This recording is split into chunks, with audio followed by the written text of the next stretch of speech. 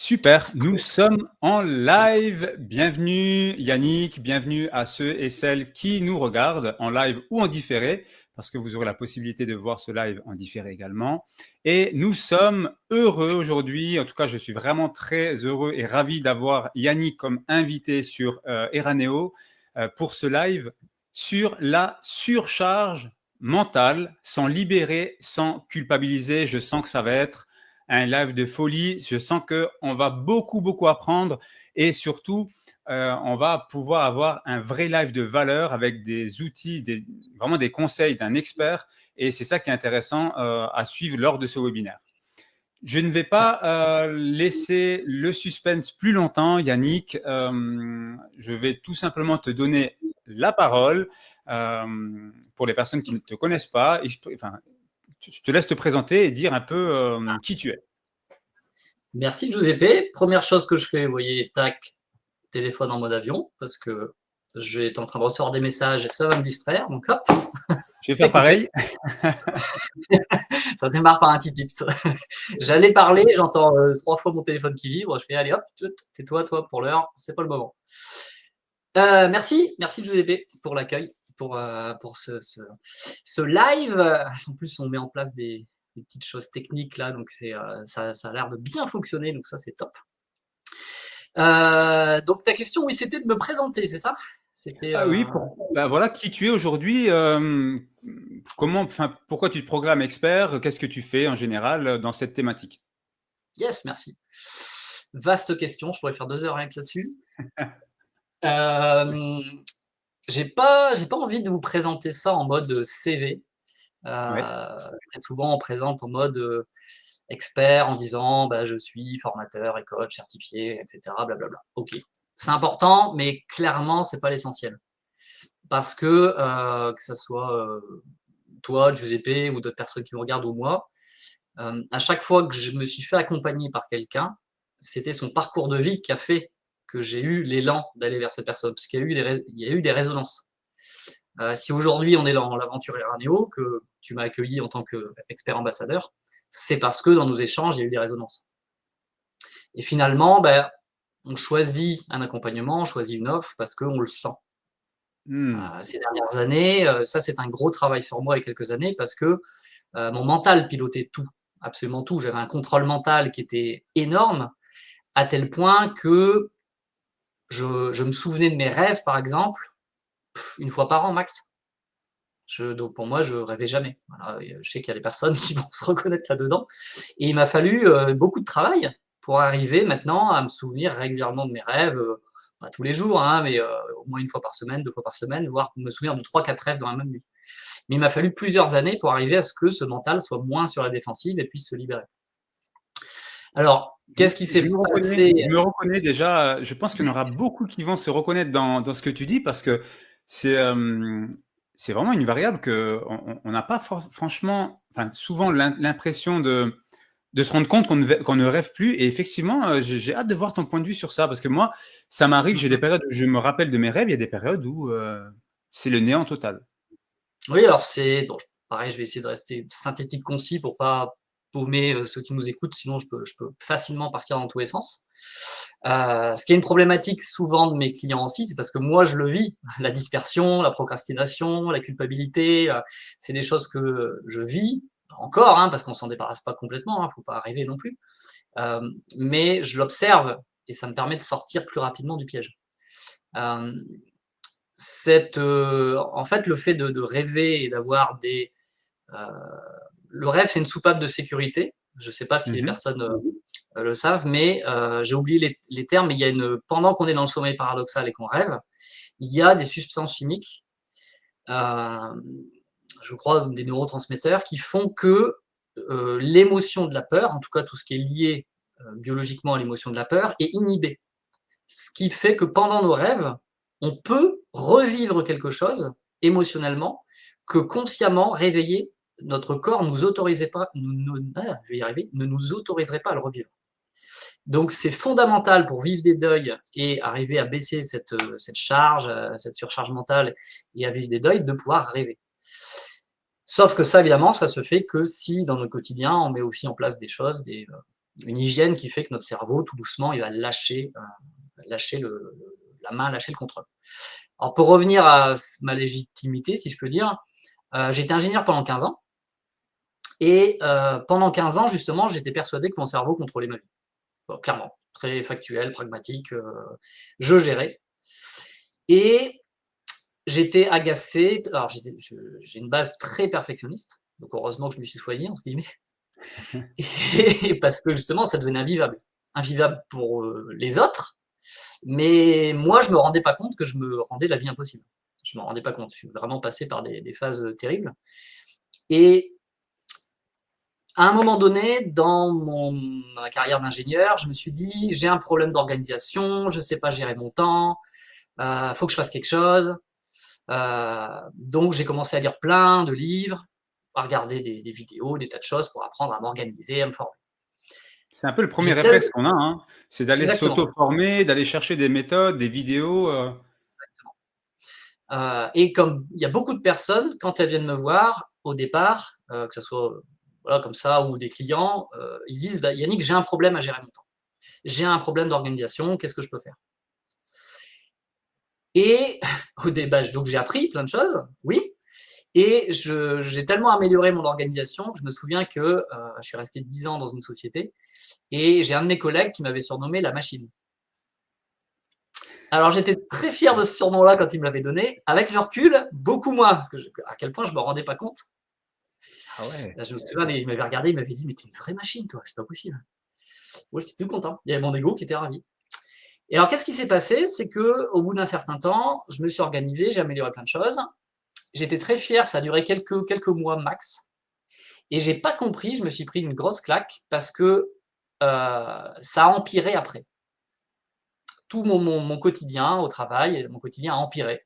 J'étais de plus en plus stressé, de plus en plus anxieux, voire même angoissé, mais je m'en rendais même pas compte. Je comprenais pas pourquoi. Et je me suis rendu compte plusieurs années après que dans cette phase-là, je suis passé de j'ai un problème d'organisation à je suis le problème. Oh, c'est fort ce que tu Ouais. dis. Et ça, là, c'est alerte. Je m'en étais pas rendu compte sur le moment. C'est Yannick a un problème, il sait pas s'organiser. C'est pas la même chose que j'ai un souci d'organisation. Voilà, c'est plus profond. Comment Donc on fait beaucoup pour plus avoir peut-être. ce déclic? Parce que je pense qu'il y a des personnes qui nous écoutent aujourd'hui, qui sont dans cette situation dans laquelle tu étais il y a quelques années. À quel moment tu te dis: «C'est pas ça le problème, c'est ça»? À quel moment? C'est quoi l'élément déclencheur? Ah, Est-ce que c'est un ras-le-bol? Est-ce que c'est une surcharge très mentale? mystérieux. C'est très mystérieux. Je crois d'expérience, c'est une croyance, hein, donc on adhère ou on n'adhère pas évidemment. Je pense que euh, enfin, l'être humain, pour être motivé, pour bouger, il a besoin d'une certaine dose de douleur. Et d'ailleurs, ton poste ce matin, ton poste ce matin me fait penser à ça tout de suite. Un être humain, il va bouger parce qu'il a du désir, mais pour qu'il y ait du désir, bah, il faut qu'il y ait un manque, donc une certaine forme de douleur. Je vais du point A au point B parce qu'il me manque quelque chose et que je veux le combler. La plupart du temps, c'est pas conscient. Ce qui est mystérieux, c'est que l'être humain, il peut rester dans la douleur, rester dans une situation qui lui convient pas, et pour autant ne pas bouger.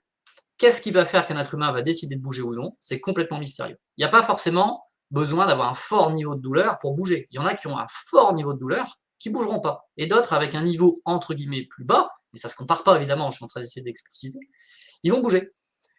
Mais je pense qu'il faut quand même un minimum de douleur et arriver à un moment donné à regarder soi-même, à regarder ses comportements, ce qu'on pense, ses émotions, ce qu'on vit, l'observer et dire ben en fait je le veux plus ça, stop, j'en veux plus.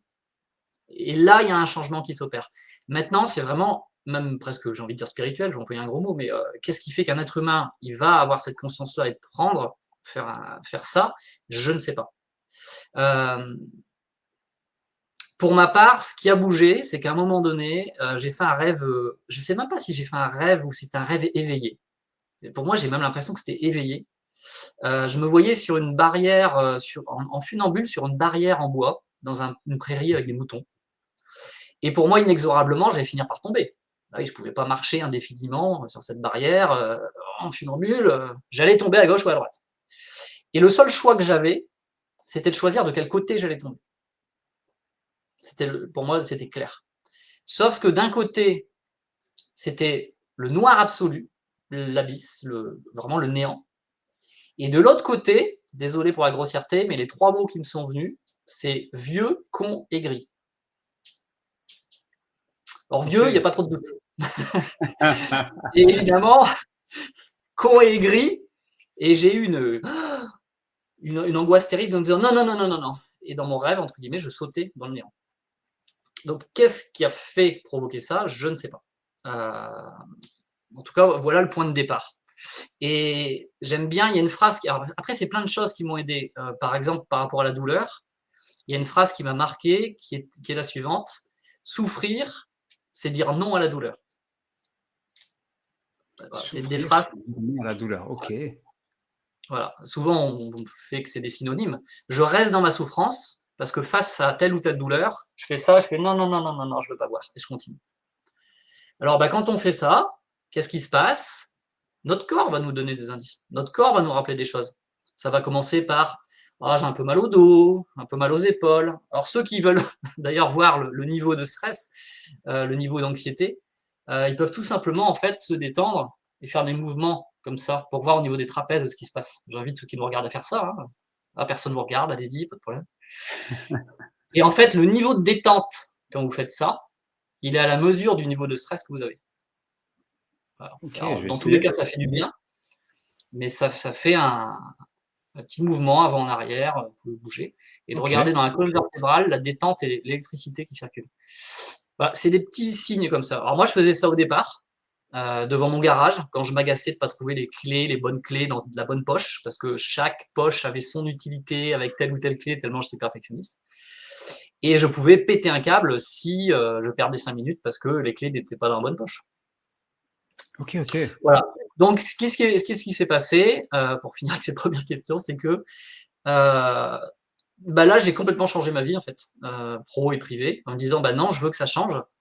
Donc, il y a eu une profonde remise en question. Après, c'est un long parcours.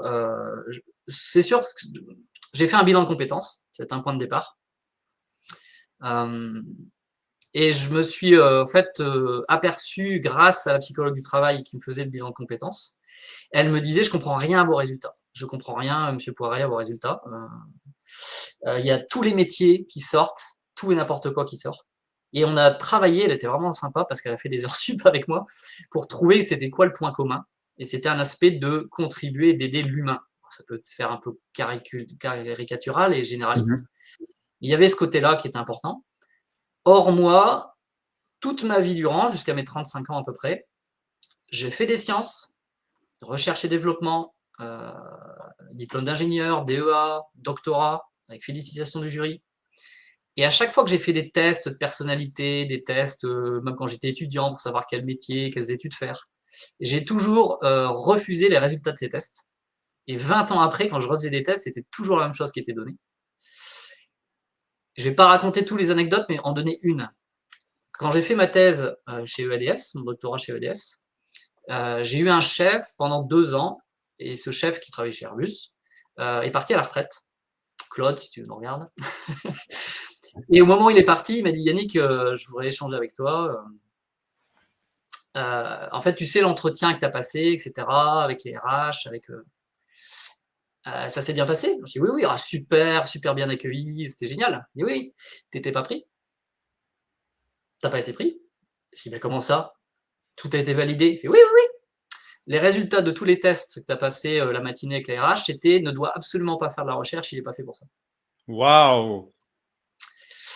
Et après, je lui dis, mais comment ça se fait que je suis là? Il m'a dit, parce que tu es un bosseur, et moi, je t'aimais bien, je te voulais, donc j'ai dit que je te voulais, toi. Donc là, concrètement, tu n'étais pas accepté, mais tu as eu cette personne qui était à tes côtés, qui s'est dit, bon, c'est un bon élément, c'est un travailleur. Alors Alors, qu'en c'est ça soi, qui est amusant, c'est que, attention, j'étais accepté. J'étais accepté, c'est-à-dire que l'ingénieur en chef plus l'ingénieur tuteur ont validé mon profil, parce que j'ai fait un stage, parce que j'ai validé, parce qu'il y avait des résultats. Mon doctorat, il s'est fini avec les félicitations du jury. Pour autant, j'ai toujours eu mes moins bonnes notes en sciences. Ok, ok. Pourquoi je vous parle de ça? C'est de voir à quel point l'être humain, quand il veut prouver quelque chose et qu'il travaille, et on est bon nombre à avoir cette éducation-là, travail, travail, travail, on peut, sans se rendre compte, se faire beaucoup de mal parce qu'on veut prouver sa valeur et prouver à tout prix, quelles que soient les conséquences et quoi qu'il se passe. Donc, j'ai eu mon doctorat, j'ai fait 15 ans d'ingénieur, etc. Alors attention, j'aimais ça, hein. J'ai aimé ça, j'ai le travail avec les collègues, etc. C'était super. Mais il y avait toujours une pointe d'insatisfaction, de frustration, d'agacement. Je ne comprenais pas pourquoi. Et en fait, parce que j'étais pas. Vous savez, il y a l'image souvent qu'on dit on peut critiquer un poisson, mais si on lui demande de grimper un arbre, il va être super nul, quoi. Bien sûr. Là, on peut dire que j'étais un poisson qui a énormément bossé pour grimper sur les arbres. Voilà, et j'y arrivais. J'y arrivais. Mais à un prix, je me faisais énormément de mal. Énormément de mal. Énorme. On a Donc, voilà. une question qui vient d'arriver d'un utilisateur, enfin d'une personne qui est sur LinkedIn. La prise de conscience a été le déclencheur de ton changement? Point d'interrogation. Oui, alors c'est pas une, c'est plusieurs prises de conscience. Comme je disais, le point, je ne sais pas si c'est un point de départ, mais le fait de me dire je vais être vieux, con, aigri, il y a eu vraiment un effroi. C'est le mot qui me vient. J'étais effrayé. Je me Mmh. dis non, non, c'est pas Mmh. possible. Alors, ce qui était paradoxal, c'est que j'ai fait des efforts pendant 15 ans pour être le contraire de con, donc intelligent mentalement. Là, ce qui se jouait, c'était le con émotionnellement. J'allais OK. finir émotionnellement complètement à la ramasse. Donc, c'était plus possible. Voilà, Donc, est-ce que c'était le déclencheur? C'est très dur. Euh, En fait, je pense que c'est un ensemble de déclencheurs qui fait qu'à un moment donné, il y a quelque chose où on va se sentir prêt à changer sa vie, à changer des choses. Le point de départ, je pense, c'est l'observation. Je le dis dans mes accompagnements. L'observation est la clé de beaucoup de choses.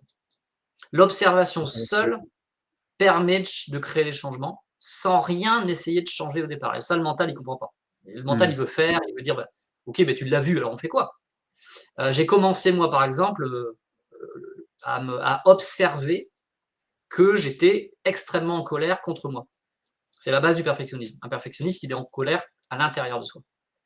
Il peut péter un câble de temps en temps quand il a atteint un niveau où il se sent tellement légitime qu'il va partir en bataille, en croisade et il va atomiser tout le monde. Il faut arriver à un sacré niveau de colère. Et en fait, ce que vont vivre les autres, c'est 10% de la colère qui est tournée intérieurement pour un perfectionniste. C'est vraiment terrible. Donc, énormément de tension. Intéressant. Donc voilà, il y a eu différentes choses. Et mon corps maintenant s'est changé sur les dernières années. Mon ostéopathe voit mon corps qui change. Euh, Tu vois, là, je fais le parallèle avec ma deuxième question qui est par rapport aux conséquences de la surcharge mentale, parce que tu parlais tout à l'heure de certaines oui, douleurs, ostéopathe, douleurs, corps qui a changé. Quelles sont les conséquences concrètement pour les personnes qui se sentent en surcharge mentale? ouais. Les conséquences, elles vont varier justement selon notre personnalité. Ça peut aller de petites frustrations, insatisfaction. On va parler peut-être de manque de sens, manque de satisfaction. Il y a beaucoup de personnes qui vont parler de ça. Euh, Après, ça peut aller de beaucoup plus haut, déclencher physiquement des choses. Euh, je dirais que c'est une espèce de cocktail qui va créer une amplification. Ce dont me parlent les personnes qui suivent mes accompagnements, à qui ça résonne le plus, ils vont me parler beaucoup de culpabilité. C'est d'ailleurs pour ça que c'est en titre de ce live. Culpabilité à prendre du temps pour soi, être OK. dans une course effrénée à prouver sa valeur. Ça, c'est bon, pour bon nombre de personnes, c'est ça. Sauf que là, il va y avoir un côté vraiment, je m'interdis de me faire passer en priorité. C'est comme si c'était pas permis. Il y a des croyances, des injonctions de l'enfance qui font que c'est un côté non, je peux pas. Je peux pas, c'est pas bien. La dispersion, en fait, ces personnes vont avoir, et je le vis aussi, hein, plein d'idées à la minute, ça va partir dans tous les sens. Et le combo des deux, ça va être que la personne, elle a plein d'idées, mais elle ne va pas arriver à faire le distinguo entre les idées qui sont pour elle ou pour les autres. Il y a un flou complet. Et sachant que des fois, ça se combine. Je peux très bien faire des choses en contribution, qui est à la fois pour les autres et pour moi. Quand je fais ce live avec toi aujourd'hui, je le fais aussi parce que ça me fait plaisir, parce que j'aime ça. J'aime partager et contribuer, sinon je ne ferais pas ce métier de formateur et de coach. Donc, mais en même temps, à quel moment dans mon quotidien, je vais faire la part des choses, voir quand est-ce que c'est pour moi, pour les autres. Parce que sinon, il y a un risque, et là, on va parler de burn-out, hein, c'est un mot qui est très à la mode, mais le burn-out, les personnes qui ont fait un burn-out, il y a un mot très fort pour eux, c'est sacrifice. Une personne qui va jusqu'au burn-out, elle se sacrifie. Si une personne arrive à un moment donné à dire stop, ça suffit, je ne veux plus, je veux que ça s'arrête, peut-être que je ne sais pas ce que je veux, mais en tout cas, c'est plus facile de savoir ce que je veux pas. Et m'autoriser à dire stop, là, non, ça s'arrête. Oui, mais tu veux quoi? C'est pas le moment, je sais pas. Mais là, non. À ce moment-là, ça veut dire que la personne, en disant non, elle commence à s'autoriser à dire oui à elle-même. Et là, Ok. elle évitera le burn-out. Là, elle évitera le burn-out. Maintenant, encore une fois, c'est mystérieux. Certaines personnes devront passer par le burn-out. Alors attention, un burn-out, des fois, c'est à la mode, c'est pas un coup de fatigue. Un burn-out, c'est on reste sur le carreau et se remettre sur un burn-out, faut pas compter s'en remettre en moins de 6 mois. Hein. Déjà, 6 mois, c'est court. Hein. C'est plutôt un an en général, ou voire plus. Le corps dit, bah, tu comprends pas? On lâche tout, on coupe tout. Pouf, il n'y a plus d'énergie, il n'y a plus rien. C'est pas un Belle malaise image. vagal, hein, mais c'est tu ne comprends pas. Tu comprends pas, tu crois que ton mental il contrôle tout, ben on va couper tout ça. Parce qu'en fait, le corps est en train de dire, tu respectes pas la vie qui t'a été confiée. On t'a filé cette vie à ta naissance, tes parents ont transmis cette vie, tu es le véhicule, tu vas la rendre à ta mort, et le moins que tu puisses faire, c'est de respecter ce vivant-là. Pour Ça me toi, fait penser un d'abord, peu, tu sais, le et bouton de pour la... sécurité urgence, quand tu vas dans les usines, tu as le bouton rouge. C'est comme si Oui, tu mets, c'est une mise en sécurité du corps. oui, c'est ça. Et ça se finit toujours comme ça. Après, il y a plein de façons. Ça peut être un burn-out, ça peut être déclencher certaines maladies, ça peut être... Donc, c'est pour ça que je parle de l'observation pour répondre à la question, parce que c'est une question de respect vis-à-vis de soi et d'honnêteté vis-à-vis de soi. Hmm. On a un commentaire de Anita. Le déni de la situation nous maintient dans ce qui ne nous convient pas. Nous convient pas. Voilà, c'est ça. Exactement ça. Effectivement, complètement d'accord. C'est pour ça que je parlais de souffrir, c'est dire non à la douleur. C'est une autre forme pour dire je suis dans le déni, je ne le vois pas. Hmm. Tout à fait. Mais maintenant, c'est ça qui est intéressant concrètement, parce que on a plein de conséquences liées à cette surcharge, etc. Mais concrètement, est-ce que tu as aujourd'hui une méthode ou un outil, peut-être plusieurs, à communiquer aux personnes qui nous écoutent pour réduire cette surcharge mentale? Alors, premier conseil, c'est, j'aime bien faire ce jeu de mots-là, l'organisation n'est pas votre priorité.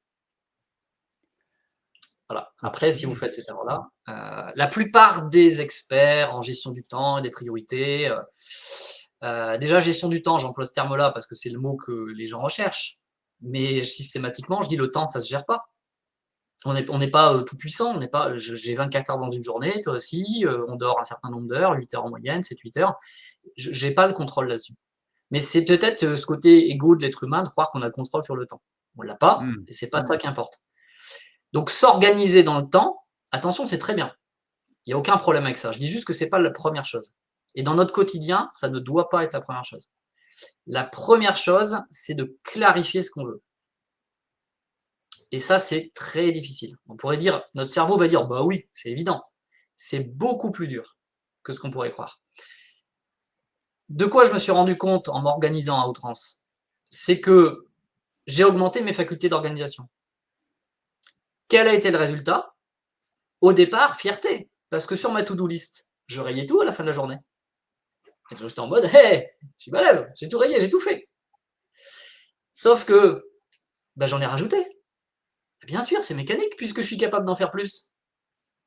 Bah, j'ai augmenté mes to-do list. Alors, d'ailleurs, ce ne sont pas des vraies to-do list, ce sont des listes de courses en fait, ce que j'appelle des listes de courses. On commence à noter la shopping list, on commence à marquer plein de trucs. Ça rentrait plus. Donc c'est là où je suis arrivé dans, mais en fait, j'ai un problème, c'est moi le problème. Mais je ne voyais pas en fait que c'était mécanique. Donc la base de ça, comme prise de conscience, c'est de voir en fait qu'on est dans le mental qui veut tout contrôler. J'avais fait une vidéo il y a quelques semaines.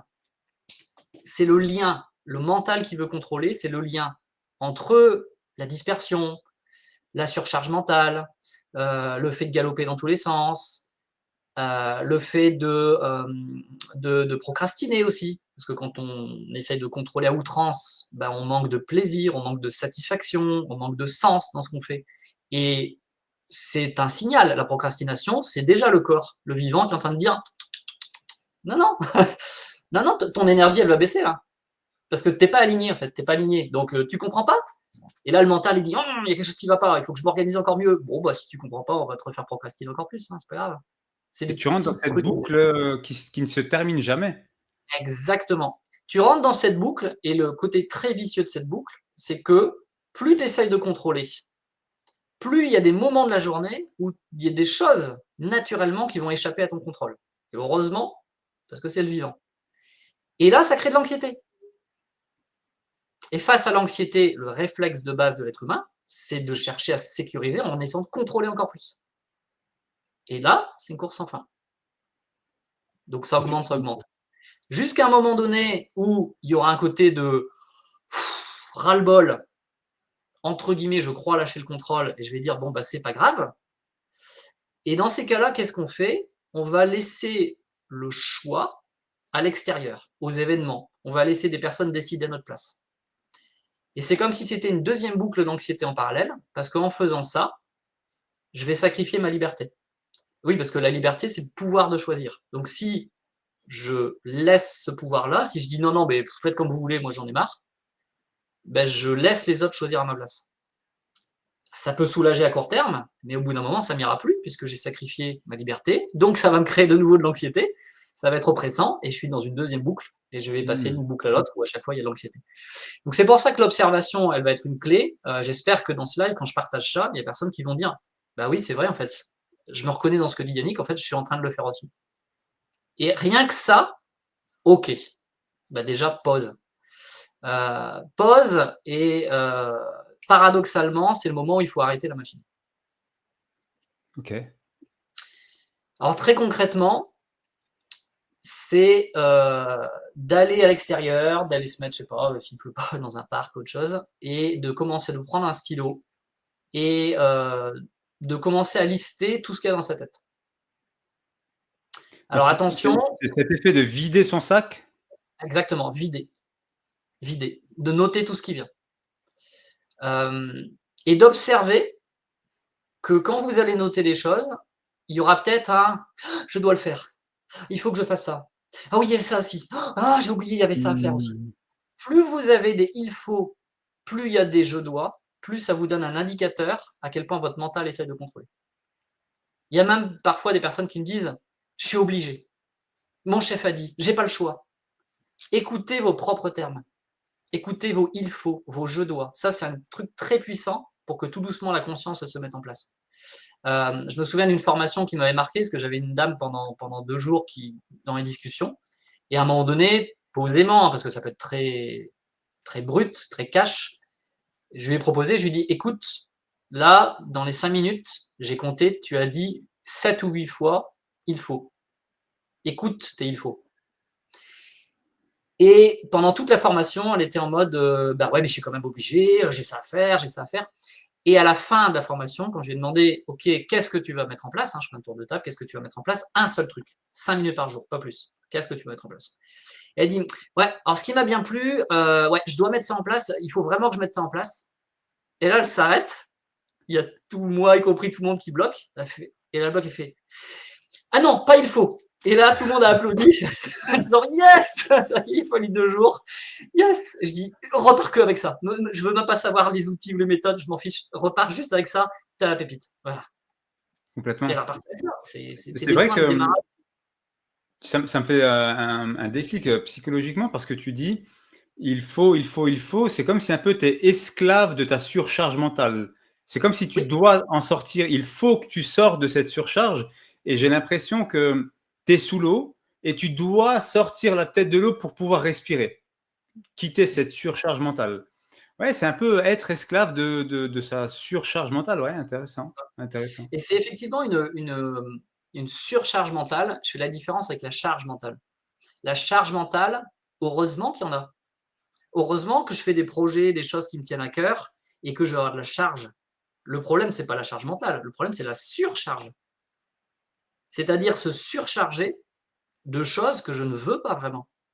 Je vais être cash. Si votre agenda il est plein à craquer, c'est parce que vous le voulez. Alors là, je sais qu'il y a des personnes qui vont avoir une levée de bouclier interne, disant mais non, mais non, mais non, dans mon travail, j'ai plein de trucs à faire, j'ai plein de réunions, j'ai plein de trucs. Mais qui remplit l'agenda? Vous Il y a pouvez. tu vois, on revient à cette notion d'obligation. Je dois faire ça, je dois aller faire ça. C'est ça. C'est, En fait, parce que l'enjeu, il est inconscient, il est très très puissant. L'enjeu, il est de prouver sa valeur.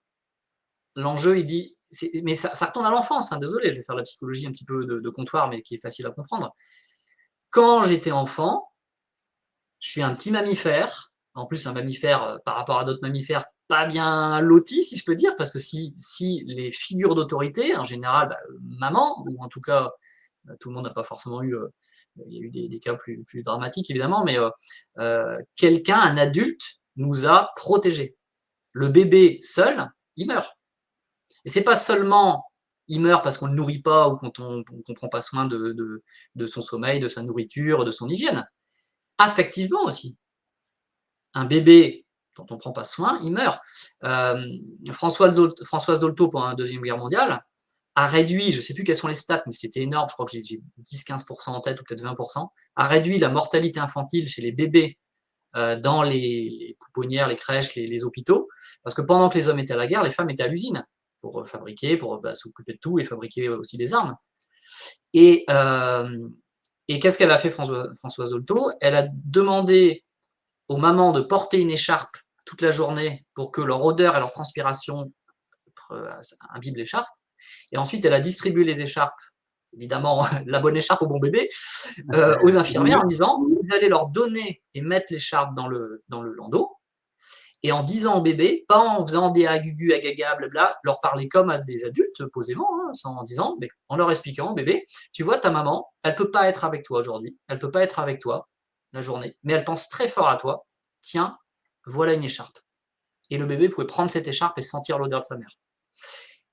Il y a eu une baisse de mortalité, un nombre de bébés qui a survécu, beaucoup plus important. Donc, le côté affectif est très fort aussi.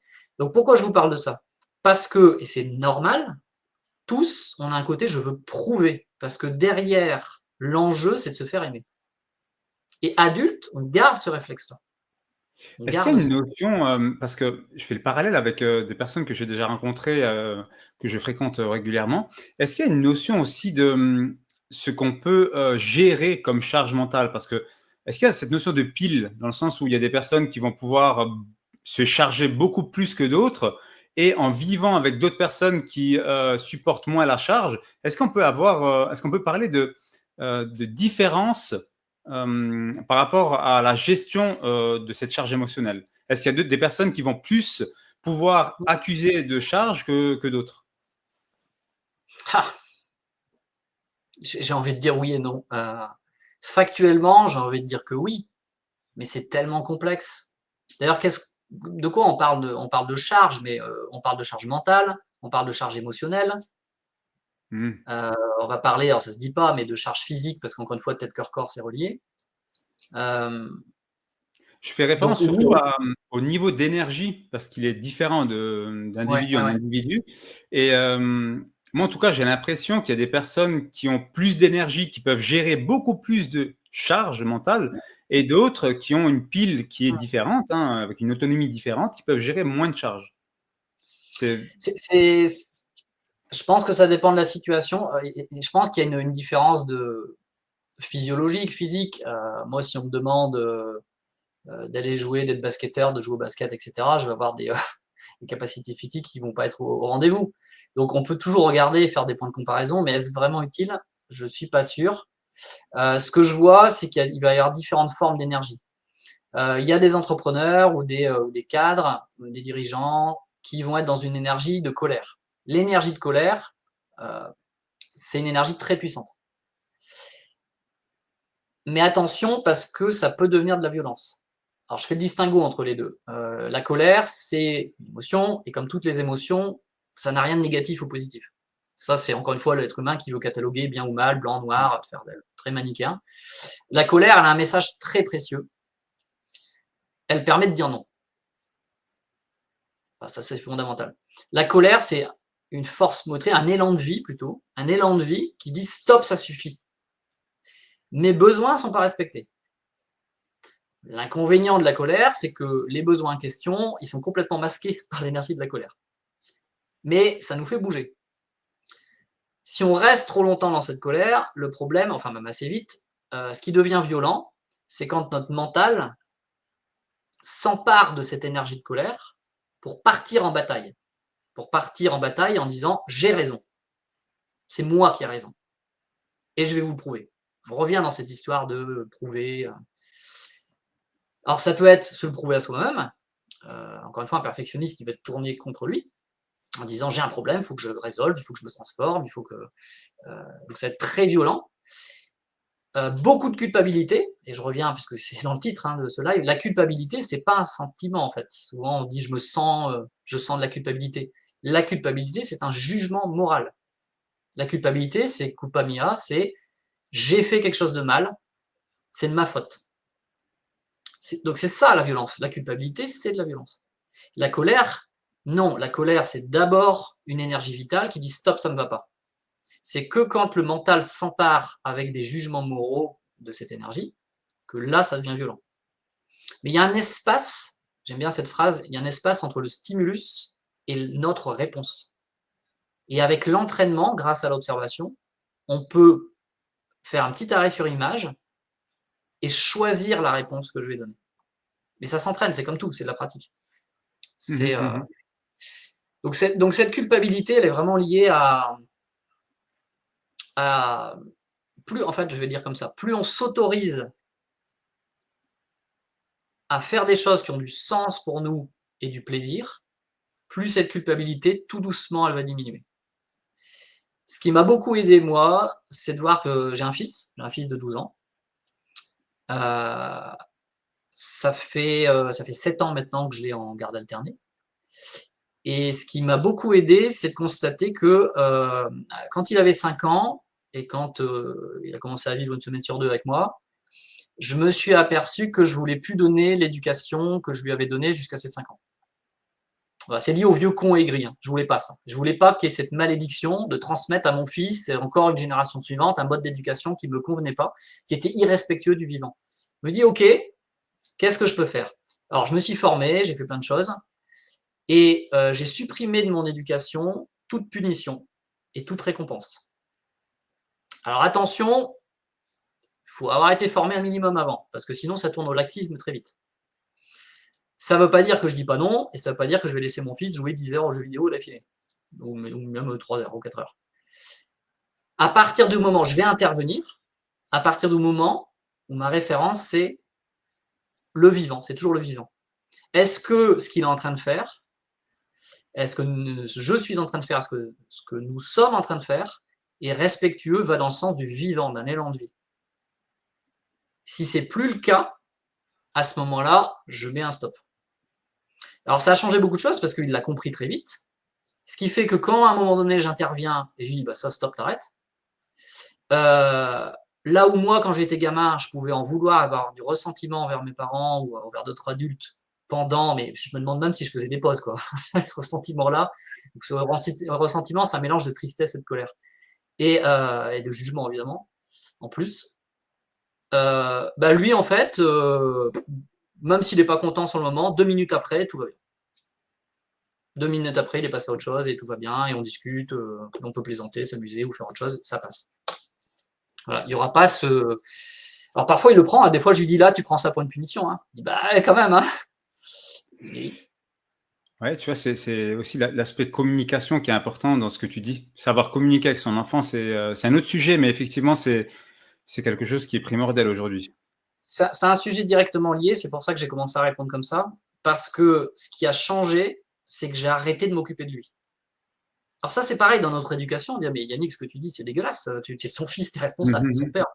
Qu'est-ce que j'ai dit? Je fais un lapsus, je sais pas. C'est ton fils, je parle un peu vite. Donc là, par exemple, je suis en train de parler trop vite, je m'aperçois que je parle trop vite, je vais ralentir. Ça, c'est de la pratique.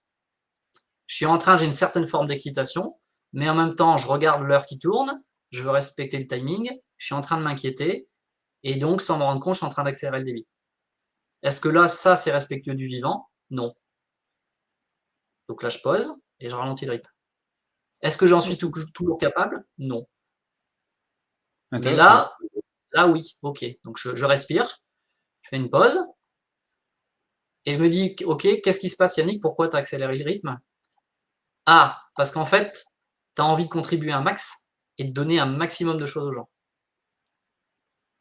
Ah ouais. Ouais, c'est pertinent, Sauf hein. que si tu les gaves, c'est pas des oies, hein, on n'est pas en train de préparer du foie gras, là, tu étais pas en train de les remplir et de les C'est clair. gaver. Donc tu vas te calmer et puis tu vas revenir à ce que tu as envie de transmettre vraiment et ça, c'est juste une petite heure ensemble et voilà, donc je vais ralentir. C'est ça. Ce qui était important pour moi, c'était et ça vient avec la pratique, plus j'ai commencé à m'autoriser à faire attention à moi, ça sera jusqu'à ma mort, hein, c'est de la pratique constante, plus ma relation avec mon fils s'est améliorée. Plus la confiance s'est améliorée. Je suis en train de parler d'un exemple avec mon fils, mais c'est vrai que n'importe qui, dans vos relations, que Mmh. ça soit au travail, dans le cadre privé, à partir du moment où vous vous faites passer en premier, pas d'un point de vue égoïsme, pas d'un point de vue caprice, mais que vous faites passer en premier, ça veut dire que vous faites attention à vos besoins et que vous l'exprimez à l'autre. Non seulement ça se passe mieux parce que l'autre il comprend, et vous créez une connexion, vous créez une inspiration. Et ça, c'est très fort. Je me souviens quand il y avait 6-7 ans, mon fils, à un moment donné, il voit un de ses copains qui se fâche parce que son parent, au square, ils avaient joué, ils avaient chaud, les deux gamins, ils avaient fait du vélo, ils transpiraient. Et il y a un des parents en partant qui dit à son fils, le copain en question de mon fils, lui dit tu mets ton manteau, tu ne discutes pas. Et en partant, mon fils, il m'a dit t'as vu mon copain là il n'a pas apprécié hein, qu'on lui dise de mettre son manteau, hein, parce que nous, on avait trop chaud. Hein, franchement, je comprends, mais là, franchement, on pète de chaud. Là, j'ai pas envie de mettre mon manteau. Hein. Donc, j'ai répondu, bah, toi, tu régules. Tu as ta polaire. Je te conseille de la mettre parce qu'avec la transpiration, on est au printemps, donc fais attention. Et tu régules avec ton zip. Ça te va? Ouais, ok, je fais ça. Et après, en rentrant à vélo, mon fils, il me dit ah, il n'a pas aimé mon pote, hein, il n'a pas aimé. Je dis oui, très bonne observation, c'est vrai. Et à ton avis, qu'est-ce qui va se passer?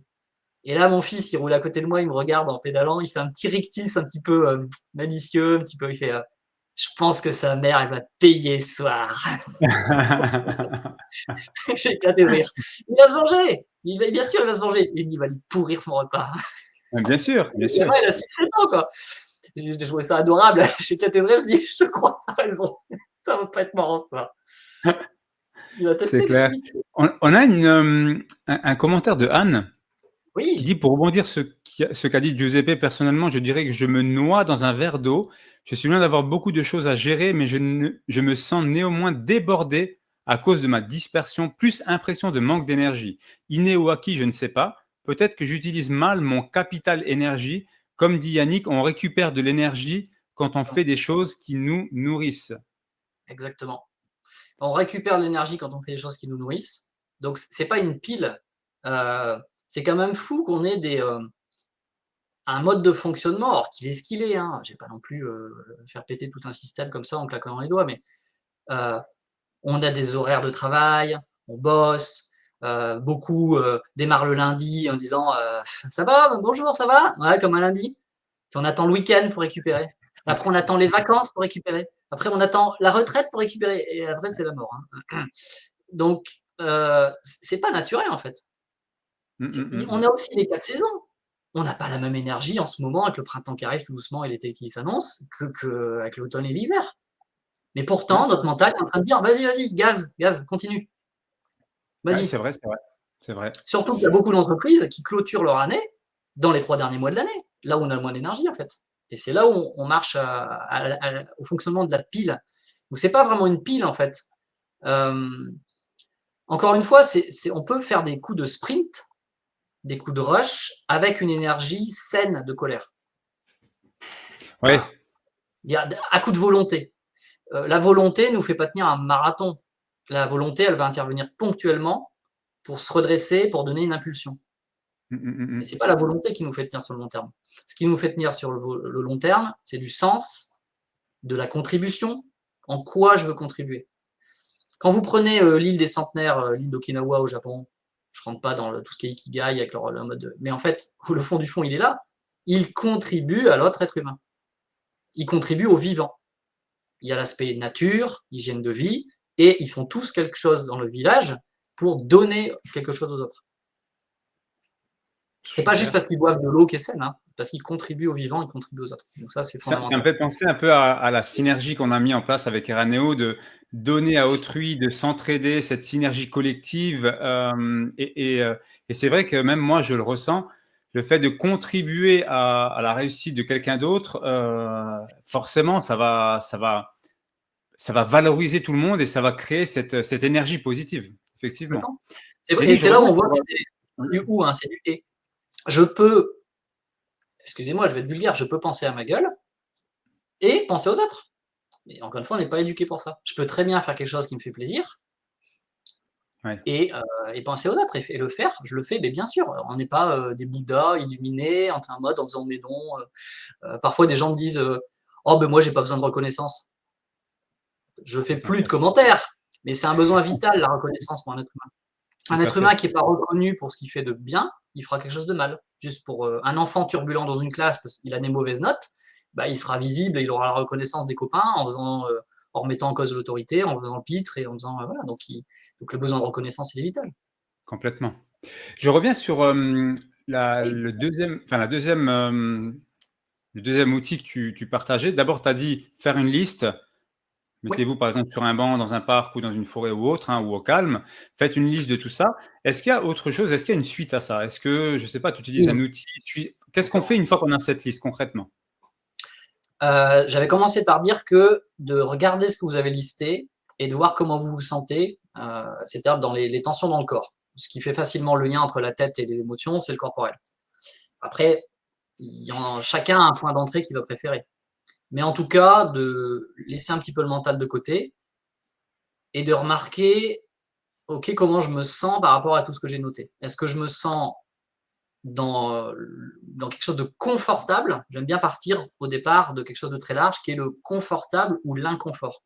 Est-ce que dans le confort, je suis en mode, je me redresse, j'ouvre ma cage thoracique, je peux même avoir un petit sourire et dire, ah ouais, ouais, j'ai envie en fait, ouais, ça me plaît ça. Comme les enfants, ils ont. Les enfants, ils sont en mode, ah ouais, j'ai envie de faire ça, c'est génial. Puis ils foncent. Ils se posent pas de questions. Donc, est-ce que je suis dans, mais ça peut être très subtil, c'est pas forcément un débordement de joie, hein, mais en mode, ah ouais, ça me soulage, il y a une ouverture, ça m'apaise. Ou est-ce que je suis en mode, je me resserre, je me crispe, et c'est là où il y a les je dois, il faut, je suis obligé, j'ai pas le choix, mon chef a dit, ma chef a dit, etc. Ça veut pas dire qu'on va faire que ce qui nous plaît, hein. Ça veut pas dire. Mais le principe, ça va être de regarder et dire, je vais commencer par ce qui m'expand. Je vais commencer par ça. C'est déjà, il y a plein de façons d'identifier ses priorités. Là, en quelques minutes, je ne vais pas partager tout un accompagnement, mais rien que le fait de faire cette liste, et ce n'est pas une to-do list, c'est ce que j'appelle, moi, une liste faire le ménage. C'est ce que j'appelle mes stock options, pour faire le petit trait d'humour. C'est mes options en stock. Je vide mon cerveau, une fois que tout est mis sur une feuille. Premier avantage, je vais voir quel niveau d'exigence j'ai vis-à-vis de moi, et donc quel niveau de culpabilité. Parce que si je ne le fais pas, bah, je suis coupable, et bim. Et deuxièmement, je vais pouvoir à ce moment avoir plus de clarté. Je vais regarder sur ma feuille, je dis ok, c'est pas confortable. C'est pas confortable parce que là, j'ai marqué plein de choses et il y a mon petit système, mes habitudes, qui est en train de me raconter que c'est une to-do list. Non, une to-do list, c'est à la journée. Et ça, c'est une petite clé. Je sais qu'il y a des personnes qui m'ont partagé que ça les avait beaucoup aidés. Une to-do list, chaque jour revient à zéro. C'est ça une to-do list. Or, personne ne nous apprend à faire des to-do list. Ni dans nos familles, ni dans l'éducation nationale, ni en entreprise. Une to-do list, c'est pas une liste de courses sans fin. Une to-do list, c'est qu'est-ce que je choisis de faire dans ma journée. Au minimum, c'est ça. Après, on peut rajouter du tempo, mais c'est je vais marquer sur une feuille ce que je veux faire dans ma journée. Et ces choses que je veux faire dans ma journée, je peux notamment aller les prendre dans mes stock options. Mes stock options, elles sont entre guillemets illimitées. J'aurai toujours des choses à faire, heureusement. Que je le veuille ou que j'ai des obligations. Que j'ai du désir profond ou que ça soit des obligations. La différence, c'est que chaque jour, je vais venir faire mes courses. C'est un petit peu comme si vous étiez avec votre caddie. Les rayonnages dans le magasin, ce sont vos stock options. Mais qu'est-ce que vous choisissez dans votre caddie du jour de prendre dans le rayonnage pour le mettre dans le caddie? Et ce pouvoir-là, vous l'avez. Donc il y a des personnes, quand je dis ça, et je suis sûr, parce que c'est des centaines de personnes que j'ai accompagnées, parfois, il y a des personnes qui vont dire «Mais enfin Yannick, je ne peux pas faire ce qui me plaît, je n'ai pas le choix, pourquoi?» Super. Et c'est pas ironique, super. Observez que vous avez cette levée de bouclier et vous êtes en train de dire j'ai pas le choix, je peux pas. Pourquoi? Parce que ça fait peur. La liberté, elle vient toujours avec une part d'anxiété. La liberté, le pouvoir de choisir, vient avec de l'anxiété parce que est-ce que je vais faire le bon choix? Je vais à gauche ou je vais à droite? Ah, mais si je vais à gauche, il va se passer quoi? Mais si je vais à droite, il va se passer quoi? Et bien sûr que j'ai de l'inquiétude. C'est Est-ce évident qu'il que y je a vais être cette inquiet. notion de priorité, d'urgence aussi, parce que tu parles de to-do list, Ouais. mais est-ce que, il y a des choses qu'on n'a pas enfin, qu'on ne peut ne pas faire? Qu'on peut ne pas faire, voilà, c'est ça la question. En fait, alors pareil, je ne peux pas ajuster mon niveau de cash attitude, si je peux dire, parce que je ne sais pas qui regarde. Il y a des personnes avec qui, en fonction de leur état, leur situation, de ce qu'ils vivent au travail, je me souviens que c'était notamment le cas à la sortie du Covid. Une formation sur 3 que j'animais en entreprise, il y avait au moins une personne qui se mettait à pleurer. Une sur 3. Et encore aujourd'hui, ça arrive qu'il y ait des personnes qui pleurent. Énorme. Donc là, je m'excuse à propos de ceux qui seraient choqués, mais euh, même si on me met un pistolet sur la tempe, je peux faire le choix de dire tire. C'est fort ce que tu dis. On ne peut pas m'enlever cette liberté-là. Bien sûr que c'est horrible, bien sûr que je pète de trouille, bien sûr que je vais avoir plein de choses qui vont se passer dans ma tête émotionnellement et dans mon corps. Mais qui peut m'enlever ce choix-là? Mmh, mmh, mmh, À mmh, tel mmh. point que l'être humain peut faire quelque chose que les animaux, à ma connaissance, ne font pas, en tout cas c'est rarissime, pour prendre une petite sécurité, d'aller se suicider. Et je ne pensais pas qu'on avait parlé de ça dans cette Non, interview, mais pas comme ça. donc voyons le pouvoir de choisir. L'être humain, il peut quand même faire le choix de renoncer à sa vie. Si ça, c'est pas un choix de puissance assez colossal, je ne sais pas ce que c'est. Hein. Ouais, c'est vrai, c'est vrai, Donc, c'est vrai. c'est-à-dire que si j'ai ce choix-là, ben, je peux faire plein de choix qui sont au service du vivant, et encore une fois, de mon vivant. C'est, plus je fais des choix pour mon vivant, mieux je me sens, plus je suis aligné, plus j'inspire les autres. Et là, et on peut laisser de l'ego. Moi, j'ai l'ego de me dire, mieux je suis dans ma peau, plus je peux inspirer mon fils, plus je peux inspirer des clients, plus je peux inspirer. Donc, plus je peux montrer à quel point ça change la vie. Tout à fait. Ben oui, il y a une part d'ego, évidemment. Une part d'ego. Il nous reste encore 7 minutes pour respecter le timing parce qu'il y a certainement des personnes qui sont en pause, qui reprennent peut-être à 14 heures. Yes. Une dernière question, quelle est la solution concrète selon toi? Parce que on a parlé tout à l'heure, il y a des personnes qui vont aller chercher dans des livres, des outils, dans des vidéos YouTube, etc. Quelle est selon toi la solution concrète pour réduire cette surcharge mentale et pour ne pas se sentir coupable? Alors, quelque chose que je pourrais rajouter, il y a déjà des éléments que j'ai donnés. Hein. Mm. C'est très concret. Hein. On pourrait se dire, bah oui, mais j'ai pas eu d'outils ou j'ai pas eu de méthode. L'observation, c'est quelque chose de très concret.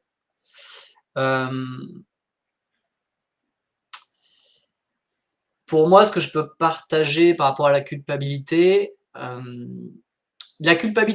de la violence, la contre-mesure, c'est de mettre de la douceur. Et ça, c'est un mot qui a changé ma vie. La douceur est fondamentale à remettre dans son quotidien. La douceur, pour moi, elle va repasser par le corps. Donc, je conseille très, très souvent des personnes qui sont en risque de burn-out, qui sont en mode sacrificiel, euh, d'aller faire des activités qui permettent de se reconnecter à leur corps en mettant de la douceur. Donc, s'il vous plaît, allez vous faire masser, allez au hammam, allez faire des choses En qui sont forêt. douces, ouais, vraiment lent, doux. Autre chose, si vous n'êtes pas fan de ces propositions-là, allez faire du sport. Maintenant, j'ai une préférence pour des sports ludiques. Parce que si moi, par exemple, je fais du vélo ou de la course à pied, c'est tellement mécanique, ou même de la natation, c'est tellement mécanique que je vais cogiter. Je vais pas empêcher mon mental de turbiner à fond. OK. Par contre, si je tape dans un ballon, une balle, un volant, là, je suis dans l'instant présent. Je suis concentré pour aller faire l'action. Et là, la surcharge, elle diminue. OK, OK. Là, elle diminue. Hem, tu as réalisé également une formation gratuite. Est-ce que tu peux nous dire un peu, qu'est-ce qu'on peut en tirer aussi sur cette formation gratuite? Yes, yes, oui, sur la plateforme Eraneo, oui, tout à fait, ouais. Il y a, une formation avec, heu, des exemples, exercices de pragmatiquement ce qui est important pour clarifier ses priorités, ce que je vous l'ai dit, c'est avant l'organisation, et pour le savoir dire non. Donc je partage notamment un processus qui permet de savoir dire non, mais pas un truc magique en fait, vraiment des étapes très concrètes, qui permettent au fur et à mesure de dire non. J'ai donné d'ailleurs la première étape qui est d'écouter ce qui sort de notre bouche. Un truc très fort pour s'entraîner à dire non, c'est je donne la première étape, c'est d'écouter ces oui mais. C'est pour moi quelque chose qui a fait ses preuves déjà pour moi et pour des clients. Quand quelque chose nous va pas, mais qu'on est trop en mode sauveur, en mode je dois pas me faire passer avant les autres, donc les autres passent avant moi. Ça va être Giuseppe, Giuseppe, s'il te plaît, vite, c'est super urgent, tu peux t'en occuper. Et là, si tu as une réponse du style ouais, mais tu sais, là, j'ai pas trop le temps. Oui, mais. Oui, mais ça veut dire quoi? Ça veut dire non. C'est vrai. Oui, mais, le mais, c'est la négation du oui. Oui, mais ça veut dire non. Mais l'autre en face, il a rien contre vous. C'est pas qu'il a pas entendu, c'est qu'il ne peut pas entendre parce que sa priorité, c'est lui ou c'est elle. La personne, elle est en mode je veux du soulagement, je veux qu'on me sécurise. Donc, elle va aller voir la personne la plus susceptible de la sauver. C'est pour ça qu'on va pas voir le Georges au quatrième qui a l'ours bourru qui dit non à tout le monde. Ben non, on va pas voir Georges. Parce que Georges, il dit non, ça le gonfle. Mais peut-être que Georges est très gentil au fond. Mais Georges, il se protège et il sait dire non. Mmh. Intéressant. En tout cas, par rapport à cette formation, moi qui l'ai, faite et validée, je la trouve vraiment super pertinente. Donc, il s'intitule «3 clés pour retrouver du temps et de la clarté dans vos projets sans sacrifier la productivité». On retrouve ce mot, sacrifice effectivement. Je vous la conseille je vous conseille d'aller la suivre pour, voilà, approfondir ce sujet. Hem, Moi, je tiens déjà à te remercier pour, toute cette valeur que tu nous as délivrée aujourd'hui. C'était vraiment, vraiment génial. J'ai appris beaucoup de choses et ça m'a permis aussi d'avoir un angle différent par rapport à ma gestion, mentale et ça, je trouve que c'est top. J'espère que les auditeurs aussi ont retiré quelque chose et Plaisir. avant de te laisser le dernier mot, j'en profite également pour dire aux personnes qui sont expertes dans un domaine qu'elles peuvent nous rejoindre et déposer leur candidature chez Eraneo parce qu'aujourd'hui, nous sommes 30 experts, 30 ambassadeurs qui avons tous la même dynamique et des expertises très différentes, mais tout aussi complémentaires. Donc voilà, j'en profite au passage pour vous dire qu'il est possible de candidater sur Eraneo. Je parle de candidature parce qu'on fait en sorte d'avoir uniquement des experts de qualité pour délivrer le maximum de valeur, comme tu viens de le faire dans ce live. Je vais te laisser la parole pour finaliser parce qu'il nous reste 1 minute 30 avant le retour à nos activités. Merci beaucoup, merci encore et ravi de faire partie des ambassadeurs pour Eraneo. Prenez soin de vous, j'aime bien dire ça, votre priorité numéro 1, c'est de prendre soin de vous. Il y a 3 grands piliers pour prendre soin de vous. Clarifier vos priorités, ce qui veut dire choisir ce que je ne vais pas faire. Tu disais ça tout à l'heure, Giuseppe, et c'est en fait, choisir c'est renoncer. Oui, ça pique, mais choisir c'est renoncer. Donc, ou en tout cas, je ne vais pas faire ça tout de suite, ça c'est clair. Donc clarifier vos priorités. Pour faire ce choix, il faut d'abord mettre à plat et clarifier. La deuxième chose, c'est le savoir dire non. Et le savoir dire non, c'est pas juste dans les relations, c'est aussi se créer un environnement de protection. Protégez-vous. Comme tout à l'heure, j'ai coupé mon téléphone, j'ai coupé les notifs, j'ai fermé la boîte mail. Créez ces espaces. Vous en avez le pouvoir. Personne d'autre le fera pour vous. C'est à vous de le faire. Et le troisième axe, c'est l'aspect connaissance de soi et se reconnecter à ce qui est vivant en soi. Ces 3 piliers-là, ils sont interdépendants. Super. Ensuite, vous pourrez mettre un petit peu l'organisation, même beaucoup si vous voulez, mais encore une fois, c'est la cerise sur le gâteau. C'est ce qui vient en plus. Super, super. Merci beaucoup Yannick. Il nous reste 15 secondes. Et on remercie également les personnes qui nous ont écoutés, que ce soit sur le podcast Eraneo, sur YouTube ou sur LinkedIn en différé ou sur Facebook.